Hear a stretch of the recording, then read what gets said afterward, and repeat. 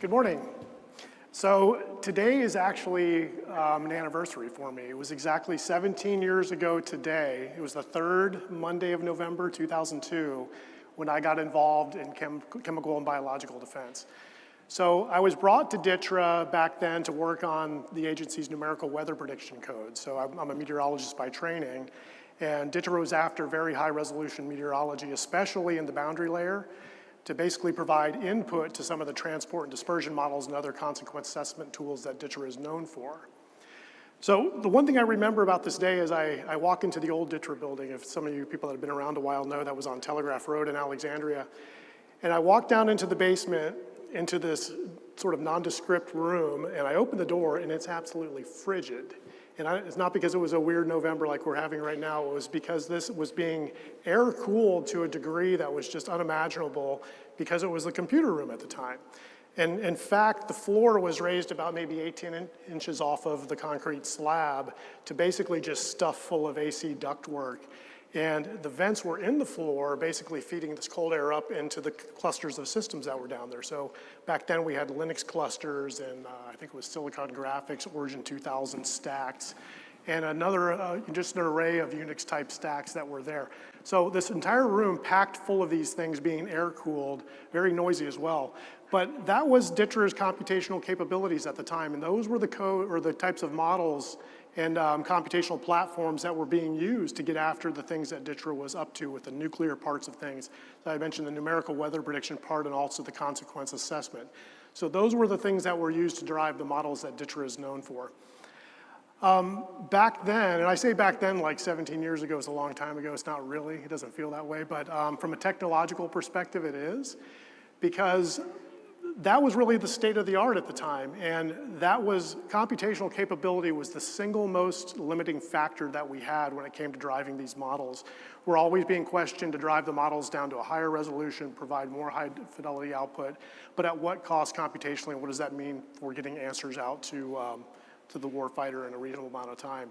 And in fact, back then, terms like real time that I just said, and integrated early warning, which you'll hear a lot this week, that was fiction. We didn't have any real dream of doing that in real time.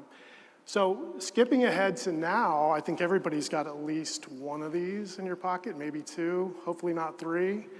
But the amount of computing power that sits on this end user device right now is just incredible. And I'm not saying it's an HPC in my hand, but it is pretty powerful. We also have, before I get off of that, everybody has something like Waze, right? Or Google Maps or Apple Maps. These are things, applications that ride on a small device like this that actually leverage multiple data streams in real time to provide a decision support capability to the user. How about that? We also have these things. So I have a bit of an old Garmin here right now, but the compute power on this watch, not to mention the fact that it's a sensor as well, right? You can probably see the green LED in there. So this is pulling data off of my wrist, telling me a little bit about my heart rate. I can use this in real time now, as many of you do, to track my fitness progress, help me develop training plans, adjust on the fly during a race perhaps. And if I'm using it frequently enough, I might actually notice when my resting heart rate drifts off of an established baseline that I sort of know.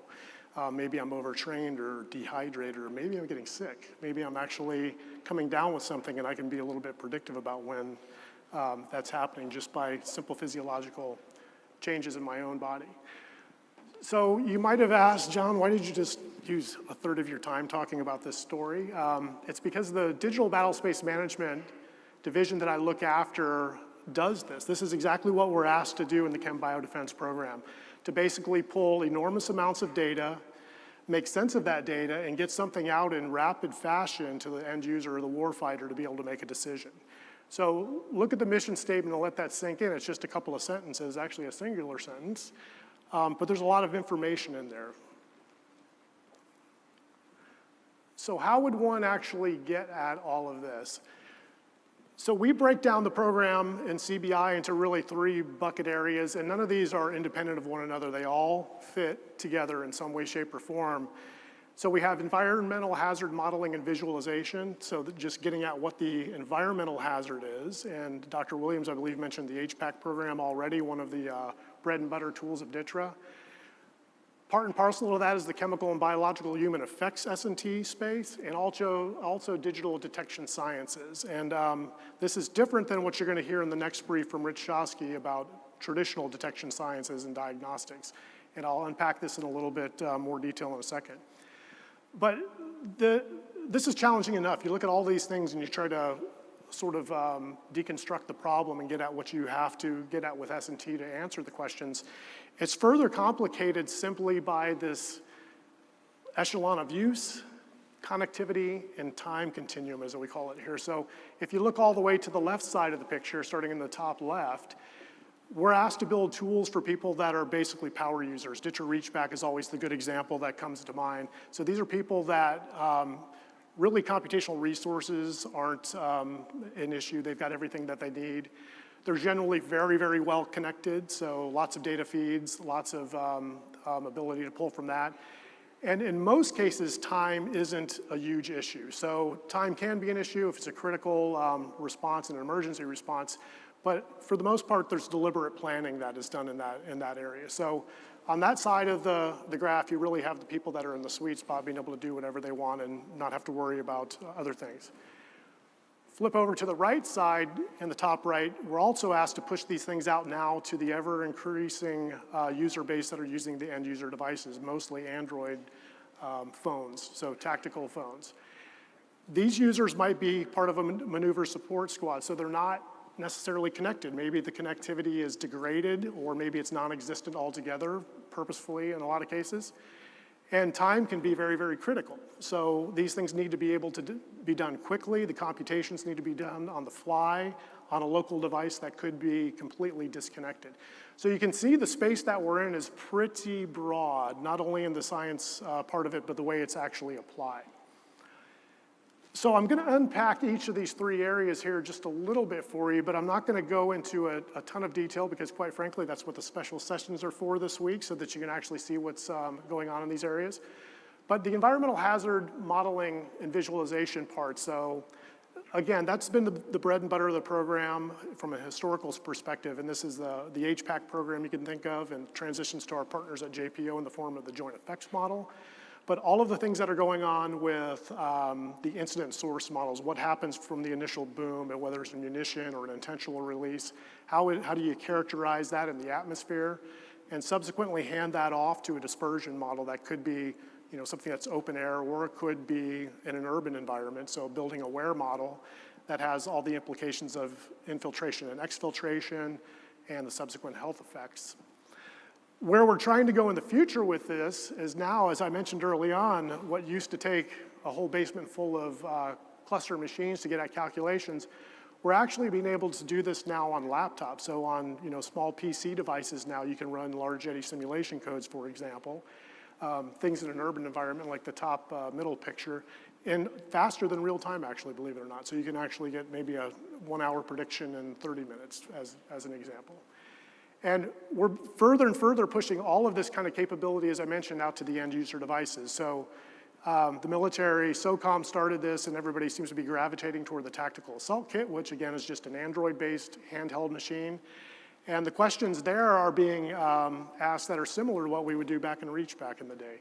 But they want answers quickly, they want to be able to make decisions on the fly, and they don't want to have that connection back to Reach back necessarily.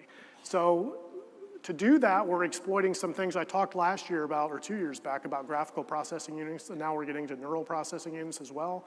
But machine learning applications and operations that can be applied to these small devices to get you a quick answer in a completely disconnected environment.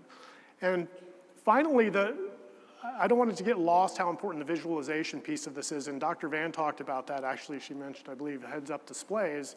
So analyzing a whole bunch of data is great, but if you can't package it into a usable format, it's very difficult. And I know there are several people in here that work in Reachback, and you run into that all the time about how do you package this for the higher level user that's going to be making decisions.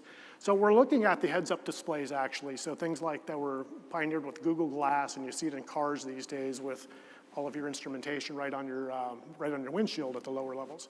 So we're doing that kind of stuff. We're looking at what can be done on contact lenses. So can you put your information on a lens and look off to your peripheral vision and actually see things. So those are the things of the future that we're looking at for the visualization piece. So part and parcel to all of this, when you lay down your initial problem or your threat area, your hazard, is what happens to the people that are sitting underneath. So we have an entire portfolio of programs called Chemical and Biological Human Effects. So it's looking at, historically this has been if it's a chemical warfare agent, what does that mean if it's percutaneously input into the system, or whether it's inhaled into the system, and how does that affect the person that has had the insult exposed to them? So again, as we get a little bit further along the line and more computational, this is a theme, computational horsepower and artificial intelligence type applications, we're developing toxicokinetic models that account for time-varying exposure. So we get away from the historical threats that we think about and start getting into things that are the non-traditional agents, pharmaceutical-based agents in particular, where it affects the human to where respiration rates slow down. That needs to be modeled correctly to give you an accurate depiction of what the end hazard is and what the effect is on the underlying population. On the bio side, rapidly running geographically resolved frameworks for models of disease spread. So this is something that we got into a few years ago, but this is always a question about if you can imagine a transmissible disease or an infectious disease that has infected a military or civilian population that could be close by. How does the time of the actual disease propagation play out? How does that look on force readiness ultimately, and how might I intervene to put countermeasures in place to at least minimize that damage once I know something has gone awry? And finally, leveraging machine learning approaches to increase the speed of things that we're doing in partnership with our medical division to get optimal drug discovery. That's another area of focus for this particular S&T portfolio area. And finally, I want to get into quickly the digital detection sciences. So this is something that Dr. Hannan mentioned with the wearables early on. Unfortunately, I didn't get to see his brief ahead of time, so he stole my thunder a little bit on here. But anyway, this sort of steps across a couple of areas. So it's not the traditional detection sciences, it's not the traditional diagnostics, although it gets at both of those sorts of things. So what we're trying to do, and this is the key part, in a non-invasive way, so no finger sticking, no blood draws, none of that sort of thing, how do we take some of the things that are COTS and GOTS devices and other things coming out of our sister division CBA with respect to patches, how do we pull all of that information in again and get at this pre-symptomatic exposure problem? So I'm going to gloss over this a little bit because I've got another slide in a minute that highlights one of the successful programs. But using AI to explore this vital sign combination. So this is something that's been very effective in late breaking. And also a little bit further out, one of the newer areas, again, non-invasive, but how do we use cameras and other detection modalities to look at physiological changes in a person to indicate early exposure or infection?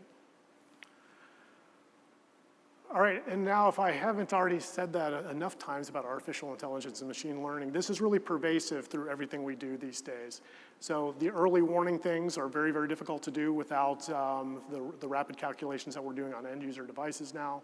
I mentioned automated decision aids, optical drug development, and these complex physics-based problems in a faster way. So we historically have gone after problems with higher resolution, higher fidelity. Let's do the full physics modeling. Are there ways that we can do that in a smarter fashion that will allow us to get to the similar answer in a much more rapid time with a much smaller investment? All right, so what does all this look like if we get it right? So I thought it would be fun to throw up a slide. Last time around, I went back to the 2017 version of the S&T conference and looked back at what I said we were starting to do and what we were trying to get after. And I picked these three. I cherry-picked these off because these were on my slides last time around in some way.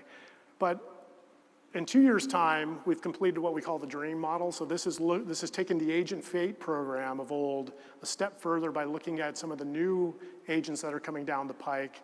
Air Force in particular are very interested in this. And how do these things behave, not only in the atmosphere and basically the deposition, but how do they re-evaporate? How do they get back into the atmosphere? Are they very volatile and they're here and gone quickly, or are they persistent agents? So that's been fully integrated into the HPAC program. It'll transition over to the GEM program as well. So a big leap forward 2 years' time. The rate algorithm, and this is what Dr. Han referred to earlier, this was a partnership with Philips Healthcare and DIU, and it was championed by Ed Argenta, who is out there in the audience somewhere, so congratulations to Ed on this. But this actually leveraged Philips Healthcare's extensive data set of patient records, so because they're a healthcare provider and an equipment maker, we were able to look at an N of over 10,000, I believe it was, so a very statistically significant amount of data from people that acquired an infection while they were in the hospital. So you have, what that means is you've got this trace of time from T0 when they entered to the time they got sick, and we have developed an algorithm that actually lets you come across the optimal matrix, if you will, of biomarkers to give you that predictive capability. And what they showed is actually 48 hours predictive capability for certain diseases. So what if you could do this for all of the Chem-Bio warfare agents? What if I, just by wearing this, for example, or some other patch, could tell that I'm getting sick 48 hours in advance? How would that change things? How would I change my whole strategy with medical countermeasures or keeping people out of the fight, not letting people interact? Very, very powerful. And finally, the last time too, we were just starting to talk about pushing things out to the phone devices. So right now, Dr. Chris Kailu is in the crowd, championed an effort for tactical effects tools. So this is essentially HPAC or GEM on a tactical device, full physics-based model, allowing you to actually do the urban calculations in under 3 minutes time. So very, very powerful type stuff. So these are the kind of things that we actually accomplished from the last go-around. So good news stories here all around, and this is where we're going. So we're still driving further down these avenues. And if you want to hear more about this kind of stuff, we have a number of sessions. As fate would have it, today is we are the only power hour in town, I believe. So just immediately following this, in the Junior Ballroom A, we have a power hour session that's dedicated entirely to artificial intelligence applications in the digital battle space. So please attend that if you have questions.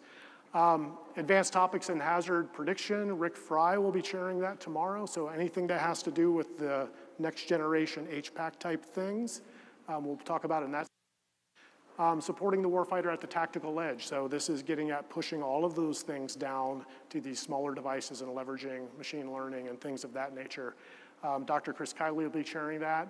We have a session that we're co-chairing with CBS, Kenzie Amaya and Swetha Botany, Artificial Intelligence for Early Drug Discovery. So some very exciting work that's going on here. And then finally, Thursday, Advanced Topics in Medical Modeling, and Dr. Botany will be chairing that one as well. And finally, advancements in computational analytics and host-based data storage for Chem-Bio threats. Easy for me to say. And Ed Argenta will be the one sharing that one on Thursday afternoon.